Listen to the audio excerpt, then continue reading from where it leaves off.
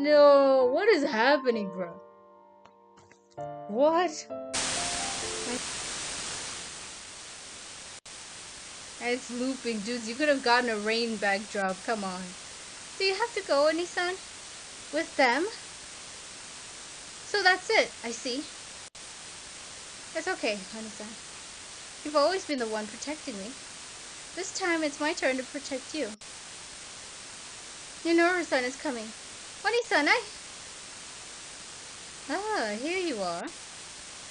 Your teacher tells me that you've done fine work on your recent assignment. But you don't seem far too tired lately. Oh, but you seem far too tired lately. Why don't you tell me about this? I don't recall ever instructing you to be the kind of child who doesn't dare to speak up. Your sister does excellently. Your sister does excellently. Very well. Take the young master to his room, and let him have a good long rest this time. Oh, and put him on a lighter diet. Be sure to tell the kitchen staff not to add salt. Oh, wow, such a controlling person. Down to the food and how much the salt is for someone else. That's diabolical, man.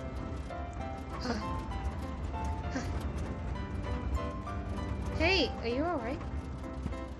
Serena and Minoru-san? Amidst these memories, unearthed from some unknown recesses of my brain, a voice is calling out. I have great gasps of air. I heave great gasps of air. The sharp pain slices Sakurai's words into unintelligible pieces. It's only after the pain slowly recedes that I gain some breathing room. Sakurai is clutching the passenger's seat, alarm still lingering on her face. I kept calling you, but you didn't answer. How are you feeling? Do you want to get a checkup? We're already at the hospital. The grand entrance of GK Hospital casts its long, dense shadows over Sakurai's face. She's frowning once again, brows drawn together into fine creases. I'm fine. I get these flare-ups sometimes, tomorrow. Really? Really? She continues to stare at me with furrowed brows. Her gaze rakes across my face. Damp with cold sweat, I force a rather stiff smile. It must look quite unsightly, since Sakurai's frown deepens even further. After a while, she swivels and looks away. Her voice has regained its coolness. Since you're alright, it's no longer my concern. You may leave. Don't forget to wipe your sweat before you go. Dang, to even be told don't forget to wipe your sweat before you go. That's sad. I get out of the car, carrying the basket of flowers. Sakurai waves to me through the window, then turns back and says a few words to the driver. She slowly vanishes from sight, to the sound of the chugging engine. Only then do I shift my gaze to the hospital sign. GK Hospital looks like it was built not too long ago, given its relatively Western architecture, but it's a huge building. Even at this hour, it blazes with lamplight through the neatly arrayed glass partitions. I can make out the throng of busy medical staff and patients awaiting treatment. Well, this means I'm far from being the only late-night visitor. Room 201. The wind gusts across my my damp forehead, and I shiver. I'd better hurry in.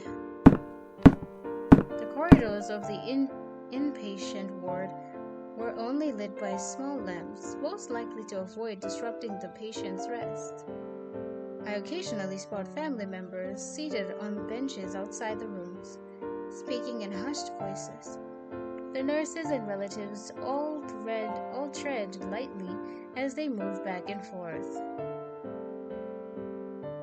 This is so cool looking. It's such a cool way of showcasing that without putting in too many silhouettes in the place. Let's go. The lamp only illuminates on the top of their heads. The rest of them remain shrouded in darkness, and the shadows at their feet unfurl from short to long, like paper cutouts dancing in the wind.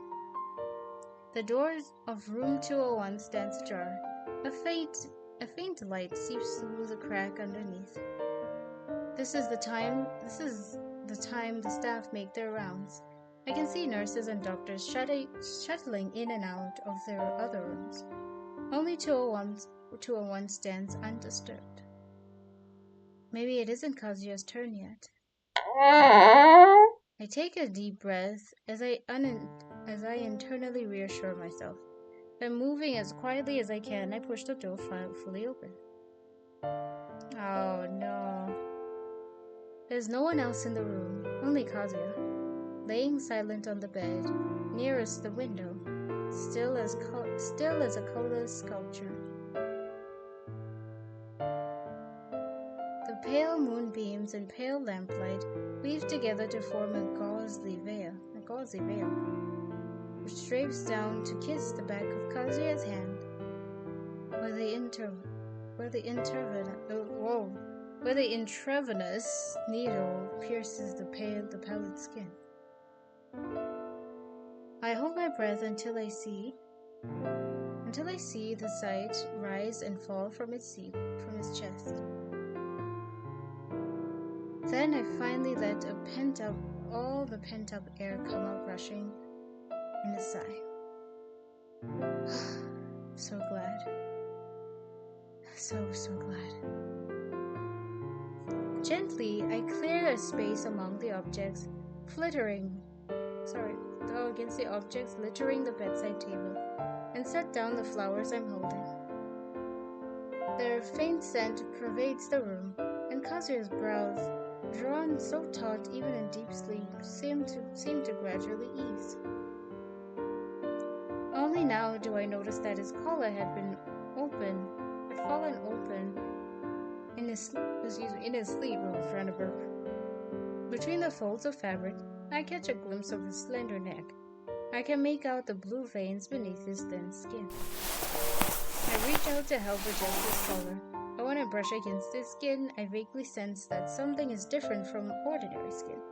There's a certain dry smoothness to it, like exposed flesh. No, what is happening, bro? What? My fingers tremble a little as I part his collar and uncover what is hidden underneath, leaving a quivering in the cool hair. The muscular fibers that should be covered by skin are instead laid bare. I can see every slight twitch of the vibrant scarlet sinews. The wounds are irregular in shape, and an eerie blue glow flickers around their edges, casting a ghastly aura upon this corpse-like form. Rather than shock, worry, or any emotion of the sort, what floods me first is a wild, unseemly joy. I think that monster is him. He has this power that he hasn't explored yet, and he forgot his memories so conveniently at the beginning. And I think dude just forgot because he's in denial of something right now. Kotori, I think you got something wrong with you, dude. These don't look moist. They're not oozing any flesh wounds or fresh fluids. They must have been made a while ago. Not as far back as a year, but not as recent as the past few days. Kazuya is still alive. The wounds are perfectly even where they meet the skin. I can even picture Kazuya pointing the tip of a knife against his own chest and slowly, methodically carving away his own flesh, leaving behind these scars glimmering blue like an octopus or a jellyfish, or plankton drifting through the deep sea night. Hatsuyuki's words soft reverberated within my mind. Is this magic again? Or, yeah, I think it is. And it's some type of spirit to do with it too. Like, they literally were talking about that. But even with these wounds, Kazuya's body bears no signs of sortering. He's still alive. He's alive right now. My gaze remains hopelessly fixed on those strips of exposed flesh. The rise and fall with Kazuya's steady breathing, imbuing them with a raw, bloody vitality.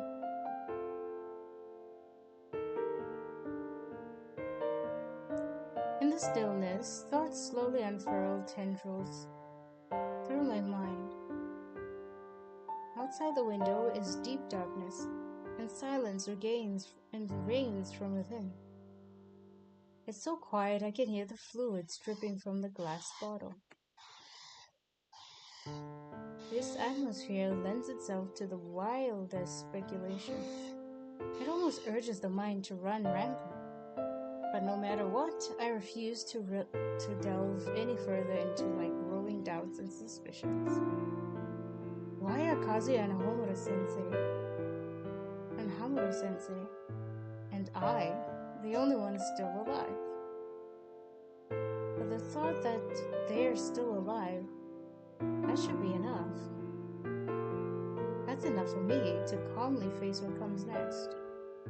Until the moon outside the window slowly sinks even deeper into the pre-drawn clouds, until the sky is tinted with faint pink-purple blush and a steady glow of forms around the edges, until my dry eyes blink and are met with long delayed redness. Before Kazuya's eyelashes stir, I straighten his collar back to rights and leave a note conveying my well wishes and Homura-sensei's request. Then I stealthily depart the hush of the Tokuseki. Shutting the door feels like sealing away some secret.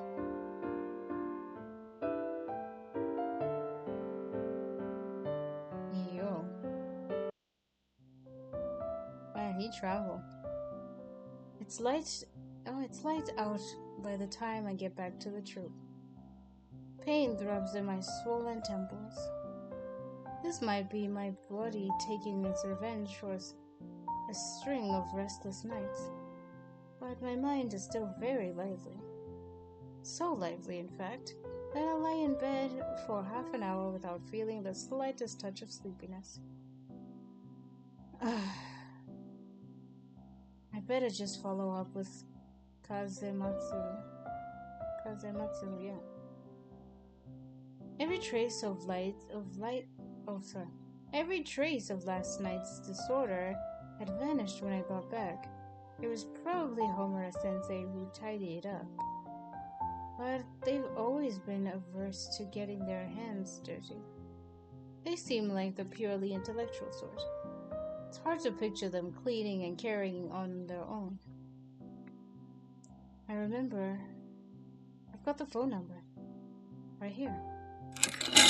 I reached into my pocket and retrieved the card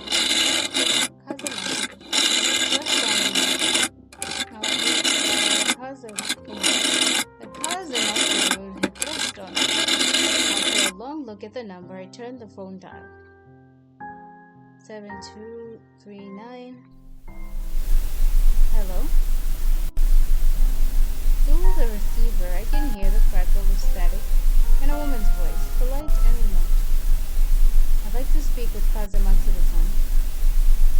Very well, please hold. The static.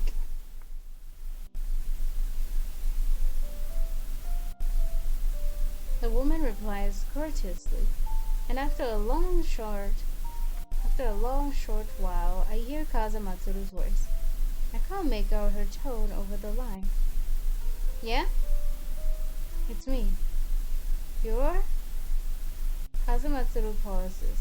I can hear her leather boots rapping against the floorboards, and soon the eerie sound of something sinking into a soft sofa. Ah, got it. Is this Kotori Sakuma? Done already? That was quick. Oh, it's her. She doesn't have a pitched voice.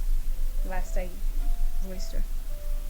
Honestly, you could have given yourself a few days off. I don't I don't have enough clout to know how much you get done in a day. A little too well behaved, aren't you? Forget it. It sounds like I'm chewing you out anyway. So, anyway, I take it you're free now. Yes. Where should I meet you? I pretend not to have heard any of her rambling, but I can't quite banish the warmth from my voice. Let's see. At this hour, you should just come straight here. Joe Police Precinct. Joe Police Precinct. Sorry if I said that wrong. I'll be waiting for you out front. But what about your work? I'm top dog around here. If I have to handle everything personally, it'll look like those lackeys of mine ain't pulling their weight. Let them deal with it. Meeting you is more important. As I hastily hung up the phone, I hear the peal of a woman's laughter on the other end.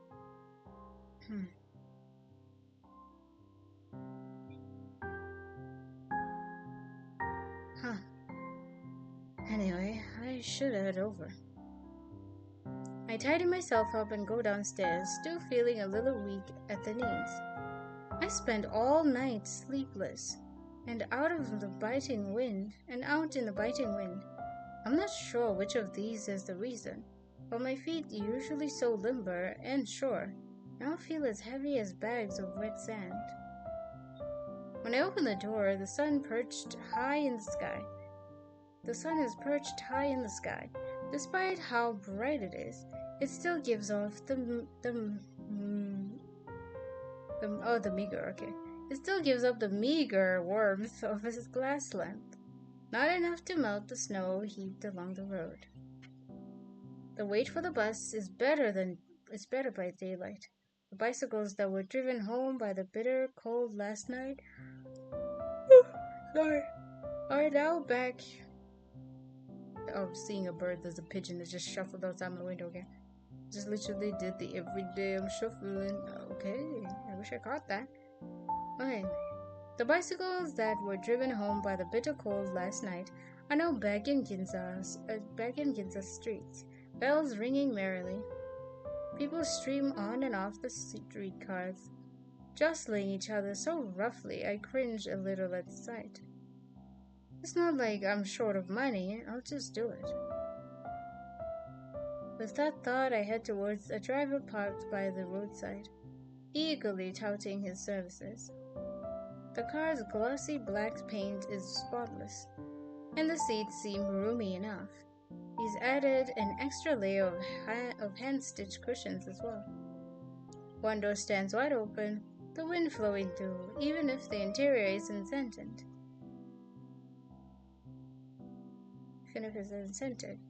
I doubt I'll have the unpleasant reek of leather and motor oil. Not bad, not too bad, though I have no idea why I think that. My only memories of car rides are the trip to Tokyo and the ride I took with Sakurai last night. I shouldn't really have any insight or a basis for comparison. Take me to Chuo Police Precinct. The entryway to the police station is remarkably imposing. The two-story Western-style building is adorned with ostentatious marble columns. And it's plain to see that they have a generous budget. Don't know why that was hard to read. Onwards. It must have been renovated, or maybe, like the hospital, it was just built recently. The driver, seemingly awed by authorities, stops a short distance away from the station. Or he probably is a criminal who has a couple of tickets that he don't want to see them. He got warrants. I pay him and get out of the car and immediately catch sight of a figure standing next to a pile of swept snow, kicking straight clumps with an expression of profound boredom. It's Kazematsuru. How long's he gonna keep me waiting? About as long as it takes about as long as it takes for a grain of sand to fall. Kazematsuru pricks up her ears. She stops kicking the snow and turns to look at me. A gust of wind whips past, setting my coat rustling. I'm a bit cold, but if I did up my coat properly, I'd lose some points for sheer style. Wow, yeah, that's the yo. Have you ever done that? That is the fashion. Yeah, I know I feel cold, but if I leave it open, it's so much cooler. My ears are closed here. You walk perfectly. Okay, it's her Kazumatsu. You walk perfectly. You walk pretty softly. Her eyebrows arc high. As she stamps her feet, flattening the snow and mud beneath her soles, and appraises me with those striking eyes. It's kind of childish to sneak up on somebody like that. And why don't you button your coat? Well, because it was warm enough inside the car. And the snow isn't melting today, and the perfect wind was blowing, but I can't say any of that. I figured there'd be a warm fireplace in the police station. Ha! You're right about that. Kazematsuru barks a laugh. She drops the topic without nitpicking my excuse any further. With a wave from my hand, she beckons me to follow her.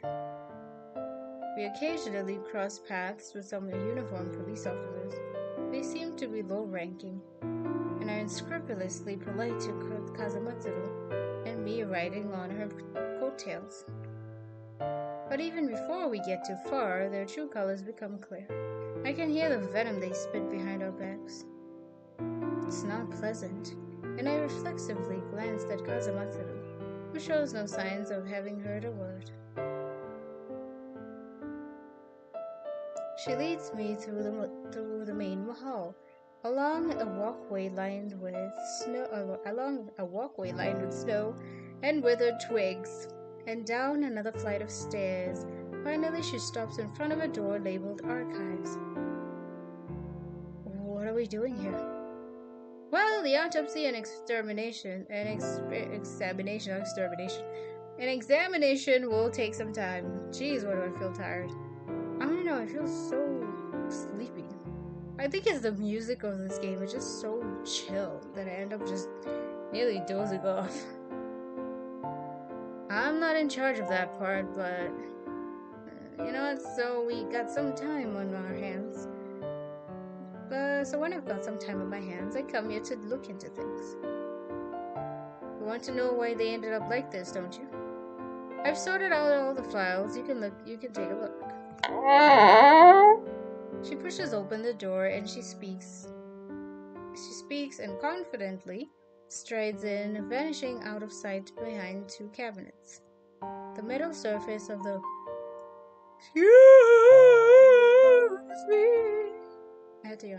The metal surface of the filing cabinet warps my reflections.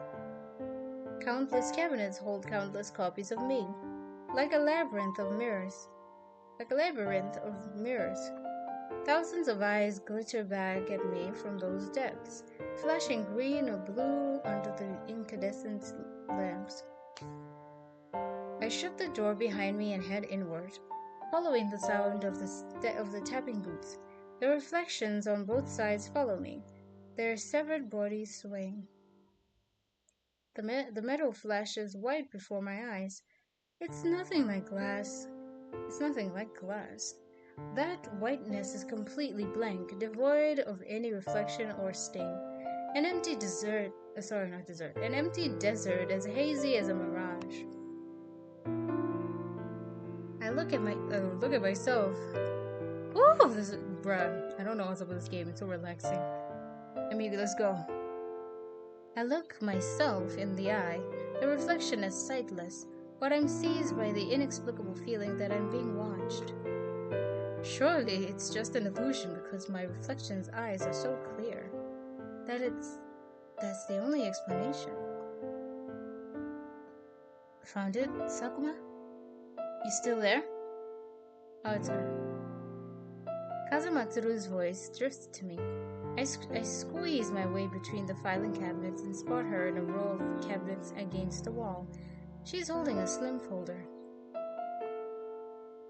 It's all here.